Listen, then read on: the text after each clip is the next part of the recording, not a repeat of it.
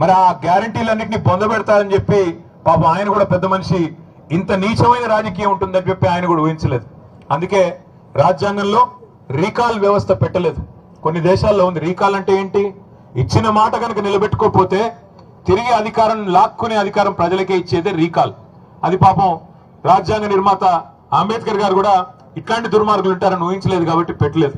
కాబట్టి మనకు మరొక 3 ఏళ్లు ఎదురు చూడక తప్పదు.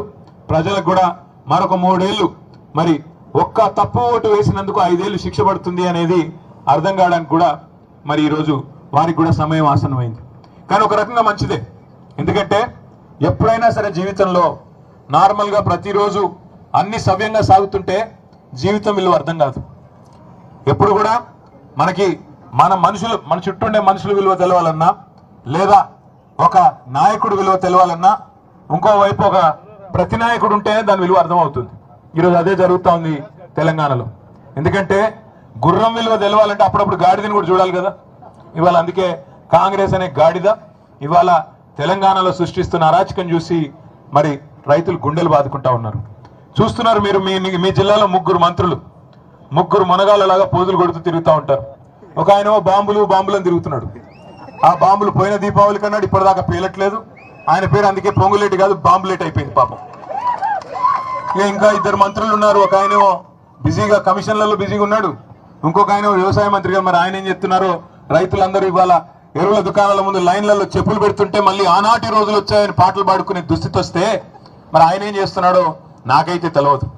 2 లక్షల టన్నుల ఎరువులు ఇవాళ కొరత రాష్ట్రంలో ఉన్నమాట వాస్తవం. ఎరువుల దుకాణాల ముందు చెప్పులు, ఆధార్ కార్డులు పెట్టి మళ్ళీ ఆనాటి రోజులు వచ్చినాయి, నికృష్టమైన రోజులు కాంగ్రెస్ పాలనలో అని వాళ్ళ రైతులు వాపోతున్న రోజులు ఖమ్మం జిల్లాలో కాదు రాష్ట్రం అంతటా కనబడుతున్నమాట వాస్తవం. అందుకే నేను అనేది, మనం ఓటేసేటప్పుడు ఆలోచించుకుని ఓటేస్తే తప్పకుండా మనకి సరైన నాయకత్వం ఉంటే లాభం జరుగుతుంది తప్ప ఎవరిని పడితే వాళ్ళని గెలిపిస్తాం, వాళ్ళు ఆ రోజు చెప్పిన మాటలని మోసపోతామంటే తర్వాత బాధపడడం తప్ప ఇంకోటి ఉండదు. వాస్తవానికి ఇవాళ మనకు ఒక మంచి అవకాశం ఉంది. సరే, శాసనసభకి ఎన్నికలు 3 ఏళ్ళు ఉండొచ్చు కాక, కానీ వేదిక మీద కూర్చున్న వాళ్ళందరం కూడా మేము మీకు మాటిస్తా ఉన్నాం. రేపు రాబోయే రోజుల్లో, రాబోయే ఆగస్టు లేదా సెప్టెంబర్ మాసంలోనే స్థానిక సంస్థల ఎన్నికలు జరుగుతూ ఉన్నాయని చెప్పి మరి వార్తలు వస్తూ ఉన్నాయి. మీ అందరికీ ఇక్కడికి వచ్చిన మా సోదరులందరికీ మీకు మాటిచ్చేది ఒకటే, మీరు మా కోసం శాసనసభ ఎన్నికల్లో, పార్లమెంట్ ఎన్నికల్లో ఈ వేదిక మీద కూర్చున్న వాళ్ళ కోసం మీరు కష్టపడ్డారు.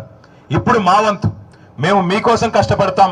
ఎంపీటీసీలుగా, జెడ్పీటీసీలుగా, అదేవిధంగా కౌన్సిలర్లుగా, కార్పొరేటర్లుగా పోటీ చేయాలనుకునే సోదరులకి నేను వేసే విజ్ఞప్తి ఒకటే, దయచేసి నడుం బిగించండి. ప్రభుత్వం మీద ఇప్పటికే ప్రజలకి వాంతికి వచ్చినంత కోపం ఉంది, అంత ఇబ్బందిగా ఉంది. మరి అట్లాంటప్పుడు దీన్ని కనుక మనం సరిగా వాడుకుంటే ఖచ్చితంగా ఖమ్మం జిల్లా పరిషత్తు, అదేవిధంగా కొత్తగూడెం భద్రాద్రి జిల్లా పరిషత్తు కూడా మనం గెలిచేదానికి అవకాశం ఉంది. అట్లాగే మున్సిపాలిటీలు కానీ, మండలాలు కానీ మీరు యువకులు ముఖ్యంగా ముందుకొచ్చి కాంగ్రెస్ ను చీల్చి చెండాడి వాళ్ళు చేసిన మోసాన్ని కనుక ప్రజలకు సవ్యంగా విడమర్చి చెప్పగలిగితే అద్భుతమైన ఫలితాలు సాధించే అవకాశం మన ముందే ఉంది. ఎందుకంటే మీ జిల్లాలోనే ఈ అవకాశం ఎక్కువ ఉంది. ఎందుకంటే గొప్ప ఆశతో ఏదో చేస్తుంది కాంగ్రెస్ అనే ఒక ఆశతో మీ జిల్లాలో ఆ పార్టీకి 9 సీట్లు కట్టబెట్టారు. గెలిచిన మన ఒక ఎమ్మెల్యే కూడా వాళ్ళలోనే కలుపుకున్నారు. ఇప్పుడు మొత్తానికి 10కి 10 వాళ్ళే ఉన్నారు. అదేవిధంగా ఎంపీ గారు కూడా వాళ్ళే గెలిచారు. కాబట్టి మనం అడిగే హక్కు మనకు ఉంది. ఈరోజు ప్రధాన ప్రతిపక్షంగా ఖచ్చితంగా ప్రజల పక్షాన అడిగే హక్కు మనకే ఉంది.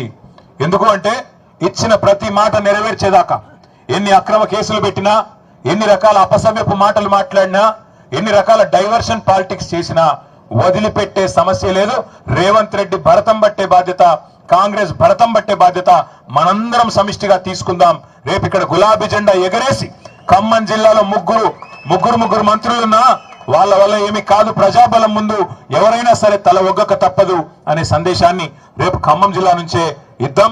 దానికోసం వాళ్ళు డబ్బులు బాగా ఉండొచ్చు, వాళ్ళకి డబ్బులు పంచి గెలుస్తామనే అభిప్రాయం ఉండొచ్చు. ప్రజలు మేము మాల మీద డబ్బులు కొడితే మాకే ఓటు గుద్దుతారు, మొన్న గుద్దలేదా ఇప్పుడు అట్లే ఇస్తారులే అనుకోవచ్చు. కానీ ఖచ్చితంగా మనం గనక గట్టిగా మరి ప్రజల తరపున కాంగ్రెస్ మోసాన్ని ఎండగట్టే విధంగా గ్రామాన మీరందరూ మరొక కేసీఆర్ లాగా కథానాయకులై కదిలితే తప్పకుండా ఖమ్మంలో, అదేవిధంగా కొత్తగూడెంలో మనకి 2 జిల్లాల్లో కూడా మంచి అవకాశం ఉంది. తప్పకుండా నేను జిల్లా నాయకత్వాన్ని కూడా కోరుతా ఉన్నా, నియోజకవర్గాల ఇన్ఛార్జీలను కూడా కోరుతా ఉన్నా. నియోజకవర్గాల వారీగా, మండలాల వారీగా మనం సమావేశాలు ప్రారంభించుకున్నాం. ఇప్పటికీ కొన్ని చోట్ల, చేయని చోట్ల అది కూడా కంప్లీట్ చేసుకుందాం. మరి రాబోయే రోజుల్లో ఆగస్టులో సెప్టెంబర్లో ఎన్నికలు వస్తా ఉన్నాయి అంటున్నారు కాబట్టి పార్టీ వైపు నుంచి మీకు సంపూర్ణ సహకారం ఉంటుంది. మెటీరియల్ కూడా మొత్తం పార్టీ నుంచే వస్తుంది. ఎంతో ఇంతో సహాయ సహకారాలు కూడా మీకు అందరికీ అందుతాయి.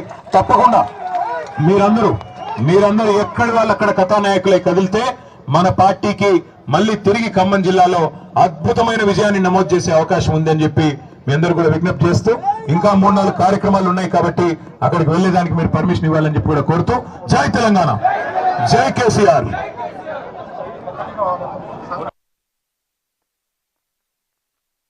జిల్లాలో కూడా తన నాయకత్వంలో అభివృద్ధి సంక్షేమమే లక్ష్యంగా గత 10 సంవత్సరాలు పెద్దలు కేసీఆర్ గారి నాయకత్వంలో జిల్లాని ముందుకు తీసుకొని పోయిన మాజీ మంత్రి